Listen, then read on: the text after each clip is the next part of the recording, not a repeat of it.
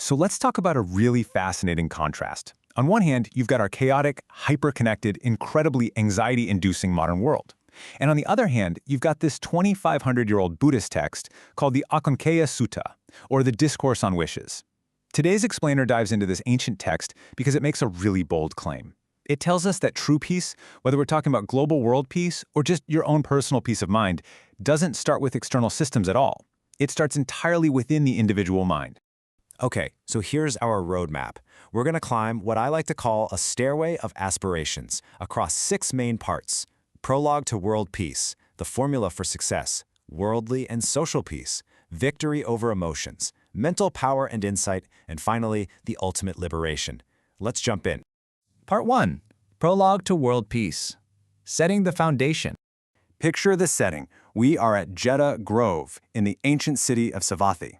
And right here, the Buddha lays down a massive foundational rule to a gathering of monks. He says, be perfect in morality, seeing danger in the slightest faults, training in the rules. Notice what he's doing here. Before he talks about enlightenment or inner peace or even superpowers, he literally draws a hard line in the sand.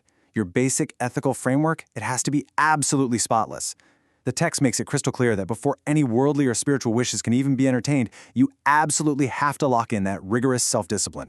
Moving on to Part 2, the formula for success, the 5-step system. Think of this system as the absolute engine of the whole text. The Sutta outlines 17 different wishes a person might have. We're talking everything from totally mundane daily needs to the profoundly extraordinary. But here is the kicker. It gives one single repeating formula to achieve every single one of them. Ready? 1. Perfect your morality. 2. Tranquilize your mind. 3. Maintain deep meditative absorption, which is called jhana. 4. Practice piercing insight or vipassana. And 5. Frequent empty dwellings, essentially, intentionally seeking out solitude. This right here is a complete, systematic loop of mental and physical training. It's the master key for literally everything else we're about to cover. Which brings us to Part 3, worldly and social peace, harmonizing with others. So this first level of wishes is all about external harmony and basic human needs. The Buddha says, hey, if you wish to be loved, respected, and honored by your peers, just apply that 5-step formula. If you wish to easily get your basic needs met, food, shelter, medicine, apply the formula. The text even scales this up in a really interesting way. It says that if you want the people who give you food to receive massive karmic rewards, or if you want your good energy to actually benefit your deceased ancestors, guess what? You apply the exact same formula. Just effortlessly running this core practice takes care of your physical needs and creates immediate social harmony all around you. Next up, Part 4. Victory over emotions. Conquering the mind. Now, external rewards like food, shelter, and social respect are great. We need them to survive, sure, but right here is where the narrative takes a really crucial inward turn. If your wish is to overcome fear, dread, and discontent, you don't change the method at all. You just point it inward. This text treats emotional mastery as the very next evolutionary step in this framework. Let's put this in the context of our modern world for a second. We live in an information age that sometimes feels like it was practically designed to trigger our anxiety, right? Constant doom scrolling generates this endless loop of fear, dread, and discontent. But the Sutta argues that mastering these emotions, actually dominating fear as it arises rather than letting it dominate you, is the ultimate survival skill. And how do you pull that off? You guessed it, by perfecting morality, tranquilizing the mind, maintaining deep concentration, practicing insight, and finding moments of quiet solitude. Part 5, mental power and insight, unlocking the mind. Okay, so now we are scaling way up to the 3rd tier of wishes. We're moving into transcendent milestones. And it really begs the question, what actually happens when a human mind hits absolute peak focus? Just imagine a mind that is perfectly concentrated, completely ethical, and entirely free of fear and distraction. What is that mind actually capable of doing? Well, the text's answers are pretty astonishing. According to the source, a mind honed by this exact formula unlocks some truly wild phenomena. Beyond hitting these profound states of bliss like the 4 jhanas, it lists literal psychic powers. We're talking about multiplying your form, walking through solid walls, walking on water as if it were solid earth, and literally flying through the air.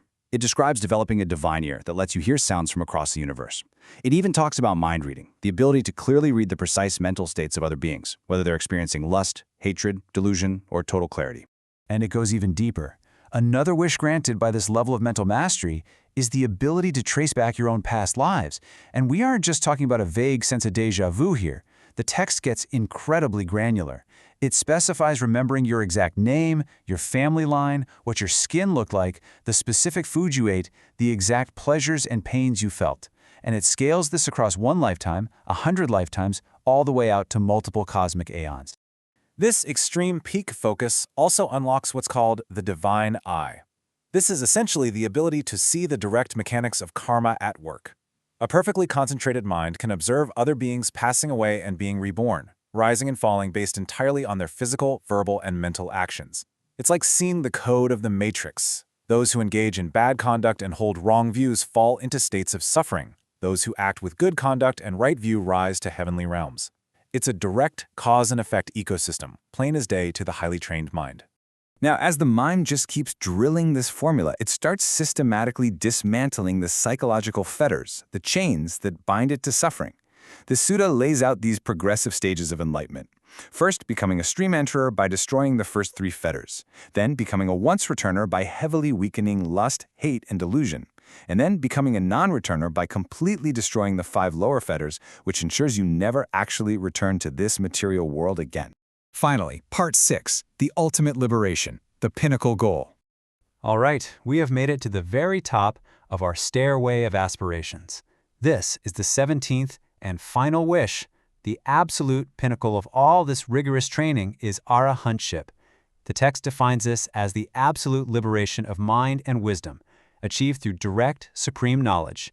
It's the complete, final end of all mental taints and impurities. And here is the most crucial part. The text says this is experienced here and now. It's not a reward you have to wait for after death. It is the ultimate freedom from suffering, achieved entirely in the present moment. So, how does this massive discourse wrap up? It loops right back to the very beginning. It was with reference to this that it was said, "Be perfect in morality." The whole takeaway is this. Whether your goal is just to be respected by your coworkers and afford groceries, or you want to conquer your deepest, darkest anxieties, or you're aiming for the ultimate mind-bending enlightenment of an arahant, the foundational formula is exactly the same. It all starts with your own ethical conduct, and it all starts with training your mind. So, I want to leave you with this thought. In an era totally dominated by artificial intelligence, social media algorithms, and constant external chaos, this 2,500-year-old explainer reminds us of something really profound. True peace, you can't code it, you can't download it, it has to be generated from within. It starts with an ethical life, a tranquil mind, and dedicated practice. The blueprint is right here. The only question left is, are you ready to practice?